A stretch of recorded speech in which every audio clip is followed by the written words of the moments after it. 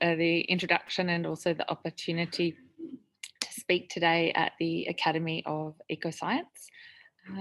I would like to start by just sharing a few slides and introducing you to the electricity system. It has remained relatively unchanged for pretty much a century, and it's been characterised by what you would call centralised power stations, bringing electricity to people's homes and businesses.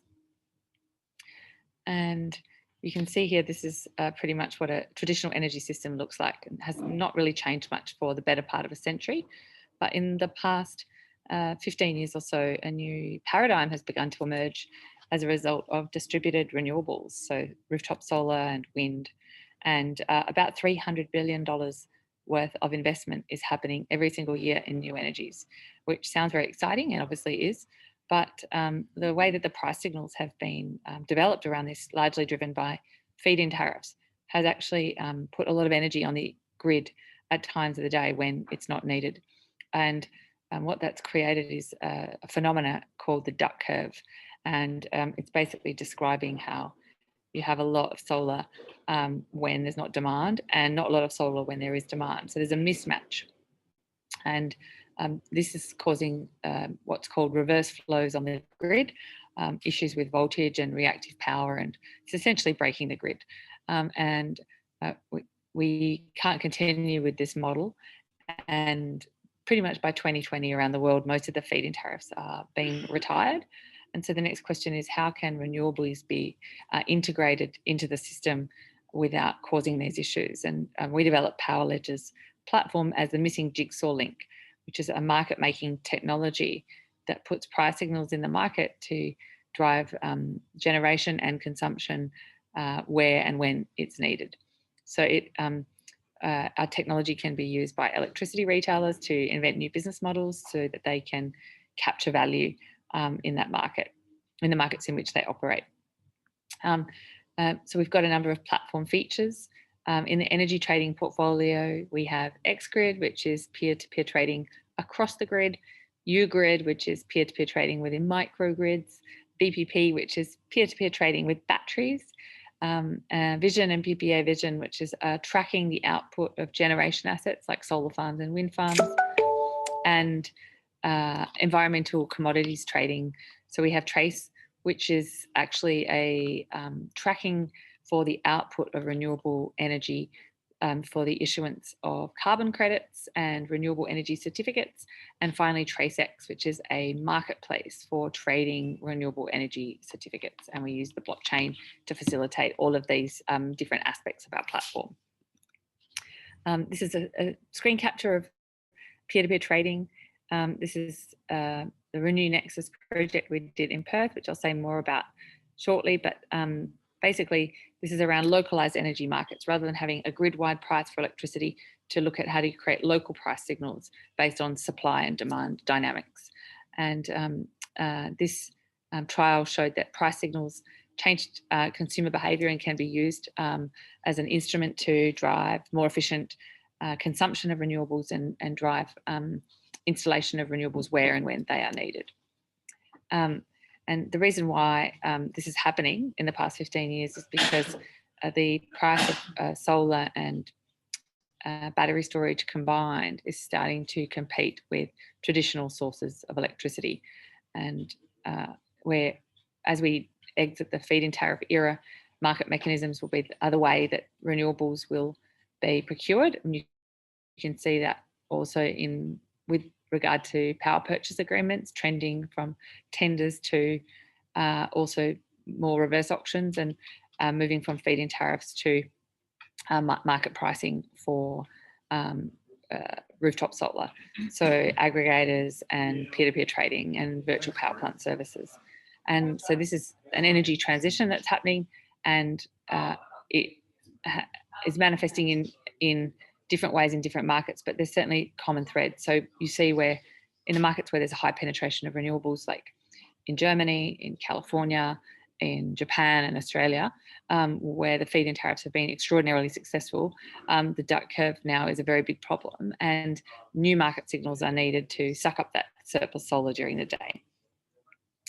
In the future, this is a kind of illustration of what the distributed energy system of tomorrow could look like, but effectively localised generation and consumption could provide a great deal of the need, and differential power can come from a variety of sources through the transmission lines and distribution lines, bringing electricity to people's homes and businesses. So the question is, how do you actually make this all happen? So I'm just going to show you some projects where we're working on this problem. But essentially, the market mechanism helps people with rooftop solar or businesses with rooftop solar save money, make money, and also to build sustainable communities. And our platform is a marketplace where users can buy and sell homegrown solar energy and battery sourced electricity to do that. So this project in the US is with Clearway. Clearway are a NASDAQ listed company. They have about 6 gigawatts of renewables in their portfolio. And we are jointly developing a renewable energy certificate trading platform with them. RECs are a big business in the US. About $3 billion worth of RECs are traded each year. And we're looking at how the blockchain and the marketplace on our platform can be used to drive efficiencies around the trading and settlement of RECs, which historically can be a very manual process and involve quite a lot to reconcile trades and payments and erode the value of the RECs. In that vein, we've also partnered with the Midwest Renewable Energy Tracking Scheme in the US that covers the North American renewable energy certificates, many voluntary RECs. We're plugging into that to allow companies that want to buy renewable energy certificates to do so matched against their load profile, which is quite exciting because historically certificate buying has been, I've bought certificates matched sometime in that year, but this now allows for granularity, and we're seeing companies like Google, for example, have set the standard for trying to match their energy needs against their renewable energy purchasing. And we see that our platform enables companies that don't necessarily have the data analytics capabilities of Google to be able to do the same thing. In Thailand, we have a project with BCPG, which is called T77. It's in Bangkok. It's the largest commercial peer-to-peer trading project in the world. It's currently across 6 sites trading peer-to-peer, but I think 8 more will be installed by the end of this year, and a further 3 forecast for 2021. So it's very exciting. In Chiang Mai in the north of Thailand, at Chiang Mai University, we're also working on a 12 megawatt solar project across the Chiang Mai University campus, and that will go live and be a smart cities demonstration project. We've also partnered with BCPG and the Thai Digital Energy Development Corporation, which is Thai government and BCPG, to offer digital energy services in Thailand and Indochina. And in Japan, we've partnered with KEPCO, which is the largest privately owned utility in Japan. We supported the creation of a virtual power plant in Osaka and a renewable energy certificate trading trial there. And in France, we have partnered with the 5th largest retailer there, Equateur. They have about 200,000 customers, to allow their customers to choose their own energy mix. So we're just currently doing the integration on that right now. But customers will not just have a renewable tariff, but can specify, I want 20% of solar from this farm or 15% wind from that farm. And our platform will enable the acquittal of output of these generation assets against consumption profile within the same interval. So they're not just buying certificates, they're actually buying energy from a specified source, which is, I think, new trend where customers are able to put in the market to support creation of new assets where and when they're needed. In the US, we have a peer-to-peer trading project with American PowerNet, and this is trading across the wholesale electricity market, and is at American PowerNet's head office, trading with neighbouring businesses, and the neighbours pay around 5% less for excess solar. So it's local energy, it's renewable energy, and it's cheaper than usual. In Australia, in Perth, where Powerledger is based, we have a number of apartment buildings with solar and batteries. And what this project and our platform enables is that each apartment gets an allocation of the output of the solar and battery systems. And if they don't consume that allocation, they can trade it with their neighbours. So they're incentivized to use electricity more efficiently, and their peer-to-peer trading can offset their electricity bill. We've also got a project with Vicinity, which is Australian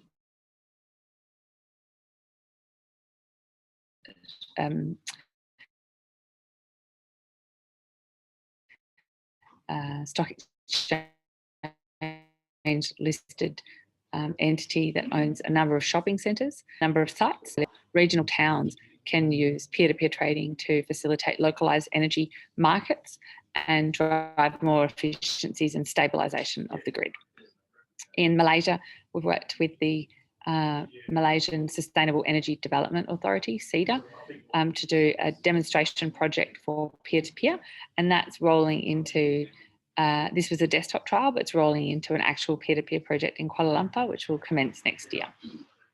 In India, we're also working with the India Smart Grid Forum and the state of Uttar Pradesh, which is the largest and most populous state in India. I think there's about 90 million people living there.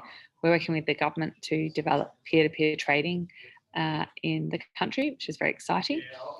And then on environmental commodity trading, I mentioned before that there's about $3 billion worth of RECs issued in the US each year. Globally, it's about 100 billion per annum across carbon credits and renewable energy certificates. And this graph just shows the value of those through time, broken down by different types of certificates.